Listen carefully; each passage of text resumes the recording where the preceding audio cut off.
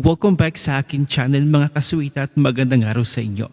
Mukhang liligwak na naman ang Kongreso sa kanilang binabalak na PSA certification ng confidential funds recipients. Habay nais nga nina Leila de Lima na ang recipient ng confidential funds ay dapat magkaroon ng PSA certification. Paano pa naging confidential yon? Mayroon bang batas? Meron ba na dapat ang recipient ng confidential funds ay dapat magkaroon ng certification ng PSA? Ba'y ginagawa nilang tanga ang tao? Kahit nga si Leila de Lima noon, alam na hindi ito required. Kahit nga noong secretary pa si Leila de Lima ng Department of Justice, hindi nga naliliquidate ang confidential funds. Ito ay papakita ko sa inyo. 2024 COA Audit Report, Department of Justice. Unliquidated confidential funds. Noong under pa ni Leila de Lima, noong siya pang Secretary ng Department of Justice, mayroong 473,000 na unliquidated confidential funds. Ayan mga kasweet, makikita nyo, naka-highlight. November 28, 2014, we recommended and management agreed to cause the liquidation and or settlement of 473,200.43 worth of unliquidated balances under advances to SDO's account. Audit ito ng Commission on Audit. So paano yan, Leila de Lima? Papaano to? Unliquidated nga confidential funds din. So bakit hindi mo umpisahan sa'yo? Gawan mo ng paraan nito. Sige, ibalik natin. Sige nga, pangalanan mo yung mga recipients ng iyong confidential funds noong secretary ka pa ng DOJ. Napaka-hipokrita ni de Lima. Talagang kung maka-atake lang kay VP Sara, hindi nag-iisip. Sa bagay, saging ang laman ng utak. Jonel. At saka Leila de Lima. Etong mga to, sa dami ng papel walang ebidensya dito. Ngayon pa lang kayo magsasabina para sa SALN, investigasyon ng NBI, etc. at kung ano pa man. Ano mga laman nito? Mga blankong bond paper? Napakakapal Tapos wala pala kayong ebidensya. Ano to? Bahagi ng script? Ano to? Props? Ha? At speaking of confidential funds, na parang ipinasabi na rin nila yung ilang staff ng COA, panoorin natin ang video na ito nang maliwanagan tayo kung paano nila inaatake si VP Sara sa maliliit na bagay doon sa kanyang confidential funds. Na kung tutuusin, cleared naman na talaga siya pagdating sa COA. Tama ba ang ginagawang impeachment proceedings laban kay Vice President Inday Sara? Naka-anchor ang impeachment proceedings ni VP Sara doon sa tamang paggastos ng confidential and intelligence fund ng kanyang office. Ano ba ang finding ng Commission on Audit? Doon sa audit report ng Commission on Audit, unmodified ang kanilang opinion. Unqualified opinion. Ako ay isang CPA din. Alam ko ang ibig sabihin yan. Kapag unqualified, pasado yan. Walang mali.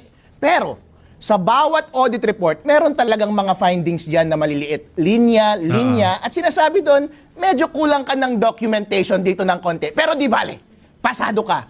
Klaro ka, pasado ka dito sa audit na ito. Tandaan natin, pasado lahat ang Office of the Vice President sa mga taon na iyon sa lahat ng audit ng COA. Kaso nga lang, tinake advantage nila yung mga particular na items na finding na iyon para i-capitalize at magsampa ng impeachment case laban kay VP Sara. Ang tanong, paano ba dapat i-document ang paggastos ng confidential and intelligence fund ng Office of the Vice President? Confidential and intelligence fund. Maraming confidential dyan. Maraming secret dyan. Yun. Anong level ng information ang dapat mong ipakita sa Commission on Audit para pumasa ng audit? Paano ba talaga ginagastos ang funding na ito? Kasi itong pera na ito ay ibinibigay sa mga operators ng pag-iimbestiga ng mga kalaban ng Yun. Estado. Ibinibigay ito sa mga pulis, sa mga militar, para imbestigahan lahat ng mga potensyal na kalaban ng ating bansa. Kapag dumapo at dumaan sa inyong palad ang pera mula sa CIF, paano ninyo dapat ito gastusin? Paano ang documentation na required sa inyo? Ano ang dapat na i-report ninyo sa head of agency kapag ginastos niyo ito? At ano yung dapat ninyong i-disclose na information? Advisable ba na mag-disclose ng napakaraming information para lamang pumasa sa Commission on Audit? Yun po. So malinaw, mayroon naman talagang mga findings sa lahat ng ahensya kung mayroon mang confidential funds. May mga maliliit na findings. Yun ang ginamit nila ng mga kongresista na ito, ng mga makakaliwa na ito, upang gawa ng issue si Vice President Sara na ang katotohanan ay unmodified opinion. Malinis ang naging rating. Malinis ang naging audit. Walang korupsyon sa loob ng opisina ng Office of the Vice President. Kaya yung nire-request nila na PSA certification ng recipient ng confidential funds, abay pag-isip-isipan nila yun. Babalik ito kay Leila de Lima. Hindi ba't unliquidated yung kanyang naging confidential funds noon? Wala nga pangalan yun eh. Sige nga, pangalanan nga ni Leila de Lima noong siya pa ang secretary ng DOJ. O baka ipapalusot niya lang. Sasabihin niya, nakulong ako eh. Nasa bilibid ako eh. Diba, babalik sa inyo yung ibinabato nyo kay Vice President Sara. Oo, ngayon, Leila de Lima. Sino ang may baho? Diba? Bumalik sa inyo. Kayo palang may problema sa paggamit ng inyong mga confidential funds. Sino ngayon ang misuse confidential funds? Oh, sino ngayon, Leila de Lima? Isa lang naman yung dahilan kung bakit nagpupumilit itong si Leila de Lima at ang kanyang mga kasamahang mga kakaliwang grupo para malaman kung sino yung spy sa gobyerno ang kalaban ng mga rebelde na ito. Para siguro mapaghandaan ng mga makakaliwa na ito kung papaano kakalabanin ng gobyerno. Yun lang naman yun. Ito yung motibo at hangarin ngayon ni Leila de Lima.